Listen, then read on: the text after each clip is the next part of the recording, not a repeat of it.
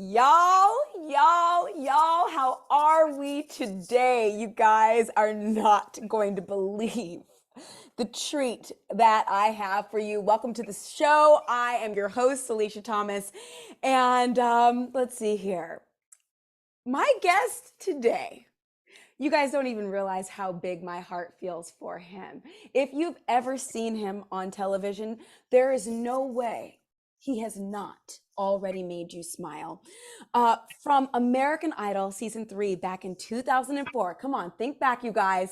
You're not, if you've watched it, you already remember it. Okay, my mother doesn't remember anything from my childhood that matters to me. She remembers this in full detail. He made Ricky Martin's song She Bang more popular than Ricky Martin himself. After American Idol, he went on to perform with Ricky Martin, travel the world, and become an international speaker. He's been featured in several national magazines and newspapers. He was parodied on Saturday Night Live, Mad TV, Celebrity Deathmatch, and The Fairly Odd Parents. He's been, and this is not even, you guys, he's been on more shows than what I'm about to say, but this is the epic list. He's been on Jimmy Kimmel Live, On Air with Ryan Seacrest, Entertainment Tonight, George Lopez, The Late Show with David Letterman, Countdown with Keith Olbermann, The Howard Stern Radio Show. You guys, the list is still going. The Ellen DeGeneres Show, Dateline, NBC, Arrested Development, CBS's The Early Show, and now my show. He has amassed a worldwide cult following, of which I am a part of, and I couldn't be more humbled to interview him today. Y'all, please give a warm welcome to the one, the only, William Hung. Welcome. The crowd goes wild. Welcome, William. How are you? I'm doing well. I'm so happy to sit down with you today. I got to meet you, like a week and a half ago at Podfest? Yes, How was your experience? it was unbelievable. Also a bit overwhelming to take everything in. Yeah, but I made some amazing friends. Oh my goodness. What do you mean overwhelming to take everything in? The people, the content, what do you mean? I mean, there's so much that we want to do, but we cannot do everything at the same time.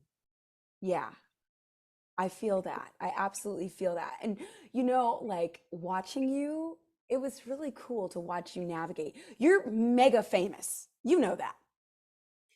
And watching you, you have such an ease about you. Have you always felt that ease? Well, I wasn't born with that peace of mind. It's something that I developed over the years, but I live every day to be happy, to make the choices to stay positive. That's my life philosophy. And it shows. It's very obvious that that is your life philosophy. I'm curious, like, okay, first of all, like, let me just get the basic questions out the way. Like, do you like being famous? Yes and no, both at the same time. Why? Yes, because I feel like I like to be able to make that positive impact with people. So if people have no idea who I am, maybe they don't care what I have to say, not as much.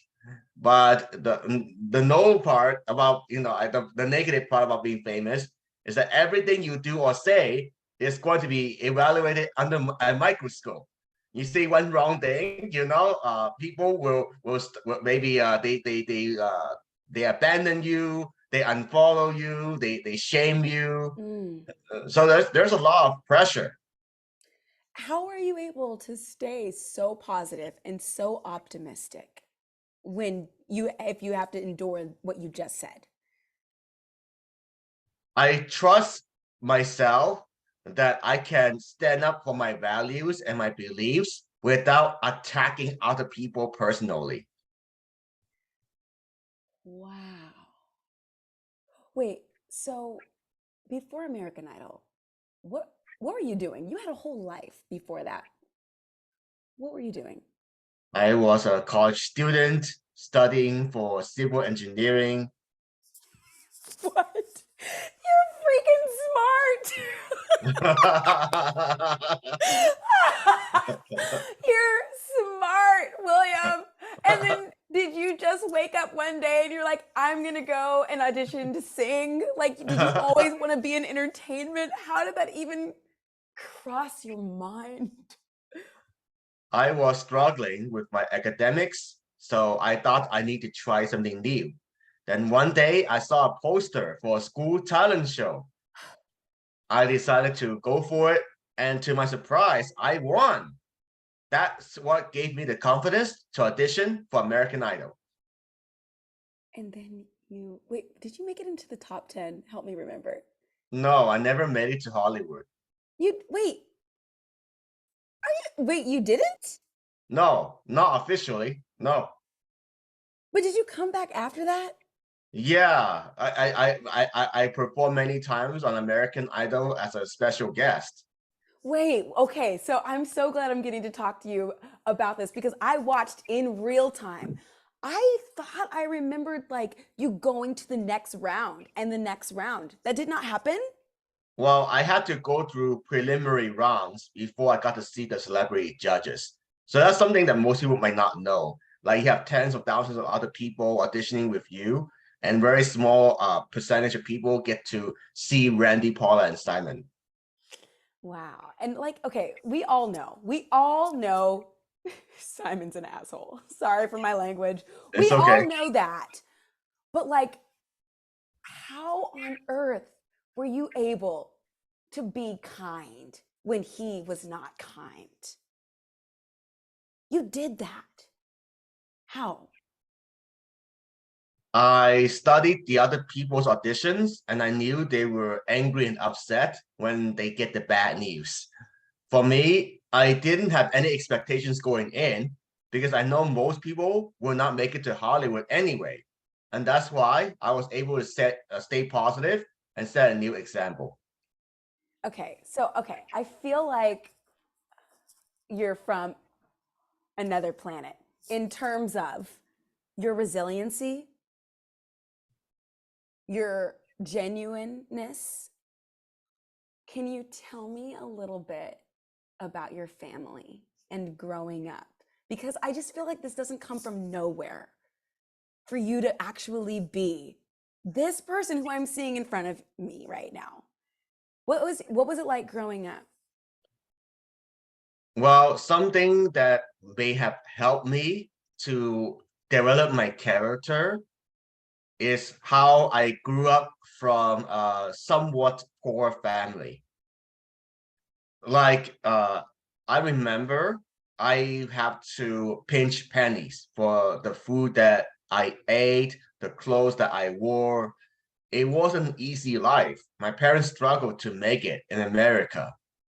That's why when I have something, let's say I got a new toy or a new video game, it's not something I take for granted.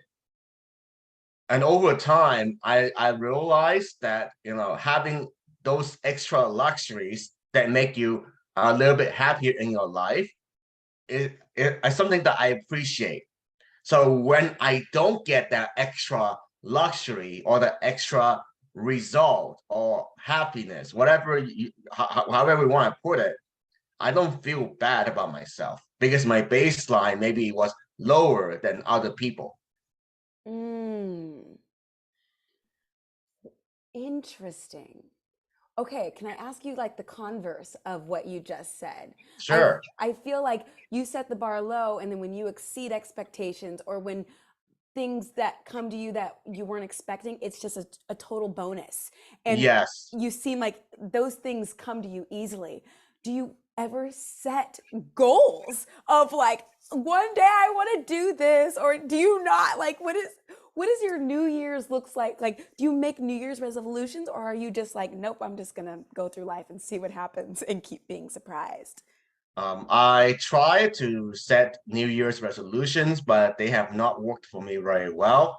So I stopped using that. Well, instead, I focus on the my life mission to figure out, like, it has evolved over time. Like when I was 20 years old as a college kid, I wasn't thinking like that. I Mm. was thinking like, oh wow, this all of a sudden my audition went viral for better or for worse. Yeah, I didn't know which way it was gonna go, but it worked out for the better. And then over time, and then I thought about, wow, how can I use that for the good? How can I use that to help more people? You are an amazing speaker. And I had the pleasure of getting to introduce you at Podfest before you did your Pechakucha talk. And for those who are listening, you're like, what's Pechakucha? It's Japanese for chit chat. It's a 5 minute, like it's a TED Talk lightning round. William, you almost brought me to tears, and I was not expecting that. 5 minutes is not a long time to speak, and to make a huge impact in such a short amount of time is a gift. When did you get into speaking? Have you always had a passion for that, or did that just come after the fact? My passion for speaking came many years later after my initial American Idol audition. I started my speaking journey by joining Toastmasters. You Uh, did. yeah, for listeners who might not know, it's a very cheap way to improve your public speaking leadership skills. It's like a weekly program. It's no pressure. It's not like you go into class. But over time, if you keep at it, you keep working on it, you will get better. My thought process for joining was not because I thought about myself as a professional speaker right now. That happened by chance, by accident. But what happened before was, like, I was doing a regular job at the sheriff's department. I was processing these depressing police reports every day about rape, murder, burglaries. I needed an outlet. So I saw on the work website, there's a club nearby. I joined. And then initially I thought, I was like, oh, maybe it's just speaking karaoke every week. Yeah. And then I got some opportunity to speak in front of more coworkers, and then eventually one of my friends invited me to speak at a big conference for real estate, and that's how my speaking career got started. It's like as I did more speaking, I thought, wow, that maybe there's something I can try. Yeah. And then I reached out to one of my friends and see what she said, and then gave me the first, like, real opportunity. Mm, Closing keynote, last speaker on the night. that's Hundreds of people waiting to hear my message, and that's how I got started. that's amazing. And I feel like you've got the perfect combination of everyone already knows who you are. They love you. Like, William, people love you. Uh, And you've got a great message. Like, so when you got up on that stage, you're speaking and people are listening, and you have something to say, and you're so genuine. And then you did it again when you weren't even on a stage. We were just in a casual meetup, not like an official capacity. And you did it again. You have a way of sharing things about you that bring people in, and it's just so relatable and genuine. So, you've been on a lot of different talk shows, like a lot. Who treated you the best? wow. It's no one favorite, but I would say one of the best ones I remember was Ellen DeGeneres. She was so nice to me. Really? Yeah, Like personally, or her staff, or the whole the experience? whole experience. Like, do they do special things for you to get you to the studio? How do they treat you? What's the best you've Well, been treated? Well, I remember back then the iPods was very popular, What is and it? iPod, the one where like it's a small device where you listen to music. I don't know what that is. iPod, yeah, it was very popular back then, many years ago. Okay, keep And then going. she gave me a free iPod. That's awesome. Yeah. And okay, I'm trying to think. Was there any out of all the shows that you've been on, anything that you were not expecting? Well, Howard Stern was the most challenging show for me to be on. Really? Yeah, because he was trying to provoke me, like they know that I'm too innocent, nice guy, not comfortable talking about sex. So that's why I feel so uncomfortable. Oh, well, wait, I didn't listen to this, but like, what about Joe Rogan? Was that fun or was that hard? Well, Joe Rogan, he didn't interview me. He was just bashing me with another comedian. Oh, that's no good at all. No. See, you know what? People need to get lives. And listen, I know people have their own platforms and things, but like, you are doing good. You're putting out positivity into the world. You're putting out love. Nothing you have done is hurting anybody. It is truly like when I was saying in your intro, when I got to meet you at Podfest, I called my mom. This is so nerdy. This is so nerdy of me to admit, but I'm like, Mom, do you remember American Idol? She's like, no, not really. I was like, do you remember William Hung? She's like, oh my God, yes. And she like said word for word, like how your audition went. I'm like, even my mother remember, like that is so like, but she didn't say anything bad. Like you, it brought joy. I'm like, he's here and he's a good speaker. She's like, really? I was on the train today, William, and I saw a friend on the train, and I was like, I'm interviewing William Hung today. She was like, really? I don't know where I saw this or read this, but I heard he's a really good speaker. I'm like, he is. You really are. Thank Um, you. so okay, when you're not speaking or when you're not like, I don't know, going places and being famous, whatever, like what do you do for fun? What are your hobbies? Well, my biggest hobby right now is I love playing board games, Board games? What kind of board games? strategy board games, What is it? strategy. Oh gosh. Like what? Yeah. Monopoly, What else? terraforming Mars. Yeah.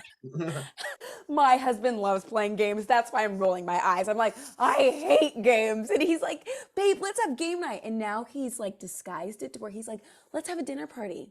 And then he'll make sure it's an even number so that we can play games.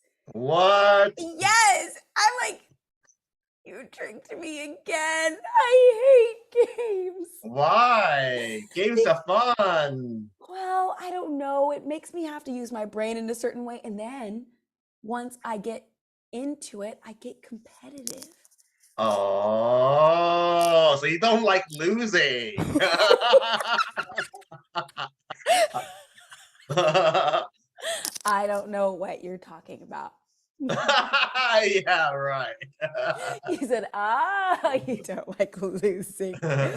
Let's see. Okay, what what do you want in life? What would be like what is something that could come to pass? And I know you just said you don't like doing resolutions or like setting high expectations, but like what is a perfect like scenario for William Hung? Living life to the fullest each and every day. So that is, even though I don't have like very like how to say it, like change the world forever, take let's have peace and love every day. I don't have that yet. I still have that vision somehow.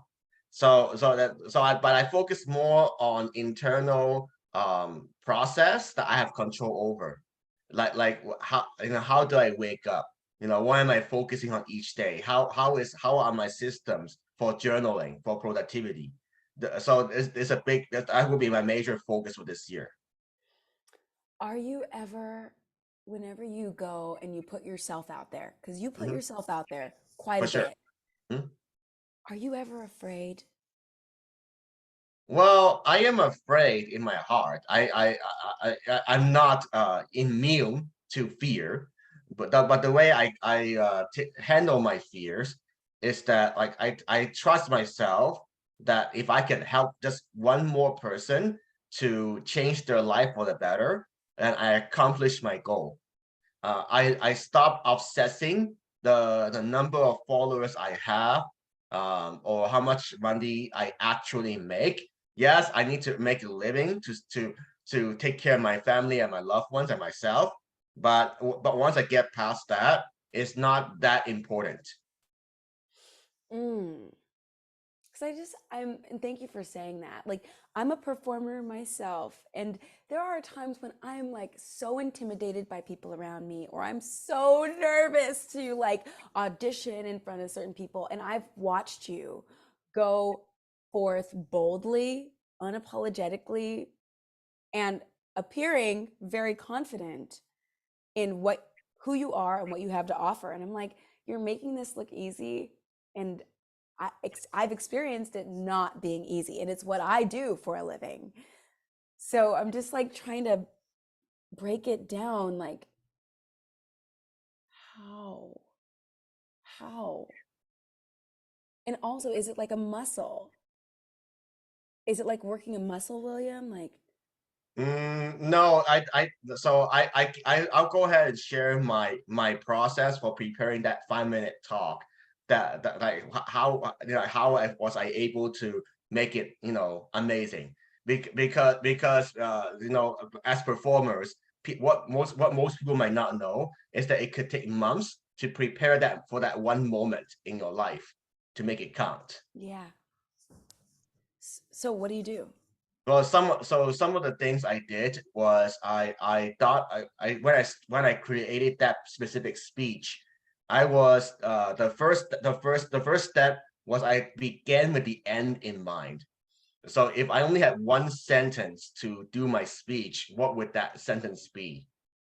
And then afterwards, I thought about the examples I wanted to come up with.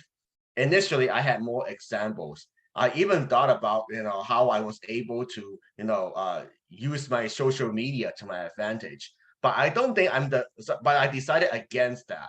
So it's very the one of the critical part of creating the right speech at the right time is like, well, what will other people listen and learn from other speakers? There are probably much more successful creators, if you want to use that word, like by metrics, right? Maybe there are people who have over 100,000 followers, and I don't, and that's okay. So, but I don't, Are and you sure you don't? well, not currently, not on Instagram anyway. Okay, I Instagram is all made up. It's right, all right, made right, up. More right, than right. 100,000 people know who you are. Right. I agree. Like millions of people, yeah, on YouTube. Right? Yeah, right. But what I'm trying to say is that maybe that's not the best position for me position my speech because it's not about the number because that's not what I Yes. believe in. Okay. So that's so it comes down to what you really believe in. And then I thought about well, I thought about giving steps 1, 2, 3, maybe 3 keys to do whatever, right? But many people would do the same thing. So that doesn't help me stand out. So that's why I narrow it down. Okay, maybe I just tell like one or two most significant stories. The one about American Idol, and then the one about how Joe Rogan and Jimmy O Yang decided to bash me, and that particular interview went viral. Mm. So that's how I decided the I picked the stories and then I decided to keep it very simple, not too not how do I say it? Okay, here's another thing I learned. Maybe like also avoid giving generic advice that people can find online very easily because now you can use Google, you can use Chat GPT, Yeah. whatever tools you want to use. And it's not big, and the advice that everybody offered were good. it's not bad. So don't take it the wrong way. It's just that maybe it's something that you can find yourself online, and then maybe like the way I see myself as a speaker is that it's my job to help me give you the shortcut. It's my job to help me to Yeah. put those pieces together so you can take some action. I love that. That's how I structure my speeches.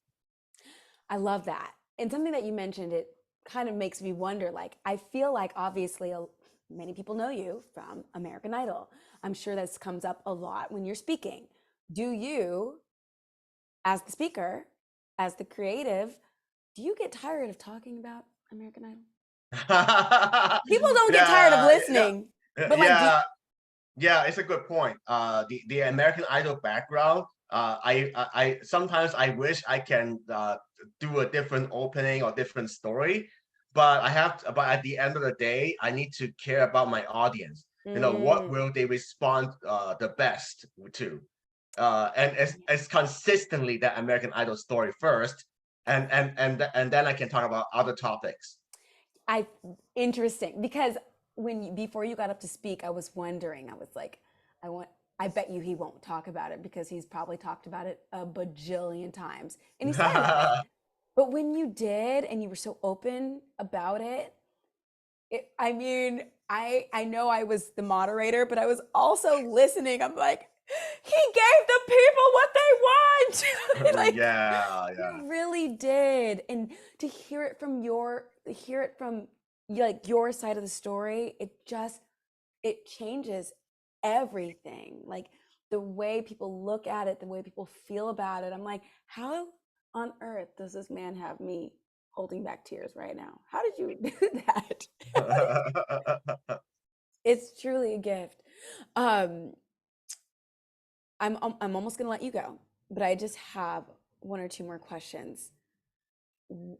What is the biggest obstacle that you've ever had to overcome that you successfully came through on the other side? Ooh, well, since most people heard about how I handle the criticism already, Yeah. I feel that part may not be as challenging as over dealing with my own problems myself. One of the darkest times happened last year when when I went too far with my gambling. Because what most people don't know was how this 20-year journey is a huge roller coaster, big ups and downs. Whether it's marrying and divorcing the wrong girls, whether is taking some risk that I'm not proud of. That's what happened because I wanted to get out of my day job. I worked for a day job after my entertainment industry for about 8 years, and I was getting tired of it. Mm. So I thought I had very good math talent, so I got into poker, and I was successful as a professional poker player. What? But You were a professional poker player? yeah, I did it for like 4 to 5 years. I made pretty good money too. But what got me was that I got greedy. I felt like I don't want to grind out that consistent profit like a job. So I got into sports betting, stocks trading, baccarat, try to look for that quick big win, blackjack, you name it. And that really got me. And that really set me back for like many years. But I'm so fortunate that there's no other way to put it. God gave me that wake up call. It's like one day it's like, okay, William, enough is enough. You gotta get out of this. And then I finally got out of it. And then at the same time, Yeah. I meet my future wife, my fiance. It's like Wait, the girlfriend, Beyonce. Yeah. wait, is that current? Is it your fiance right now? Yeah. Yeah, yeah. Oh, congratulations! Oh my gosh. Thank you so much. That's fantastic. Have you Yeah. guys set a date? Not yet, but we plan to get married sometime this year. This year, the year is young. I planned my wedding in like 7.5 months, and this is what, barely February. So you're good. Yeah. Oh, I'm so happy for you. And I'm so glad that you said that. I'm all about giving God glory. I know people call him different things, the universe, the divine, whatever, the tree. Right. I don't care. But like, I'm so glad that you got that wake up call and that it was what you needed and that it led you to your love right now. Yeah. I'm so happy for you. Thank you. Um, and I could ask so many questions about that because I'm all about love. I'm like, ah, it makes me so happy. I met my husband at Podfest. And so I'm like, oh, love, you can meet your love anywhere. I will just ask, where did you meet her? I met her in Los Angeles. Where are you now? Are you in California? I am in Las Vegas, so I go back and forth to see her because my parents are also now living in Los Angeles. Oh, right on. Cool. I have a few friends in Vegas and they love it there. It's like Yeah. really great living. And you wouldn't know that if you're just there for the strip, but um I'm I feel so excited and honored that you've taken the time to talk to me. You've been so kind since the moment I met you. Also, out of all of those speakers, you're the only one who gave me an intro to read about you. So thank you. Because I was like frantically Googling all of the speakers. I'm like, dear God, what do I say next about the next person? And you're the only one who gave me a bio. And I'm like, awesome. Thank you so much. You're welcome. Um, what are you looking forward to? Well, a couple of major projects besides getting married. That's already another project already. Uh, Right. I would like to start my own podcast for teaching people how to chase their dreams in an authentic way. Yes. Yes. I will listen to that podcast. Yeah. And wait, do you have any other podcasts? No, I usually like to get on other people's podcasts for interview as a guest, but I haven't started my own. So this will be the first one.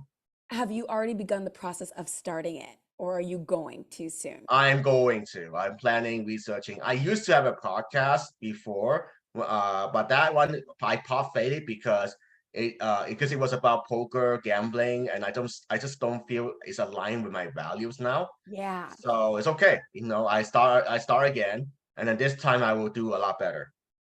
Oh, that is awesome.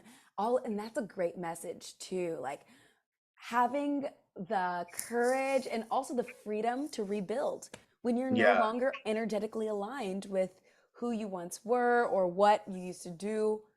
Just rebuild yeah, joyfully. right, exactly. Well, I'm looking forward to you making this podcast so that I can listen.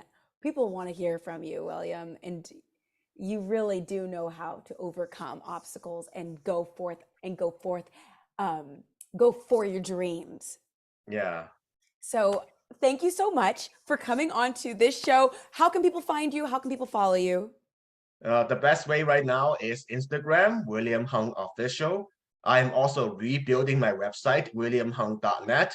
So stay tuned and I'll be sure to share that when it's up and ready. My heart is so full. You guys heard it here first. William Hung, everybody. Thank you so much, William. You're welcome. That was fun. Thank you.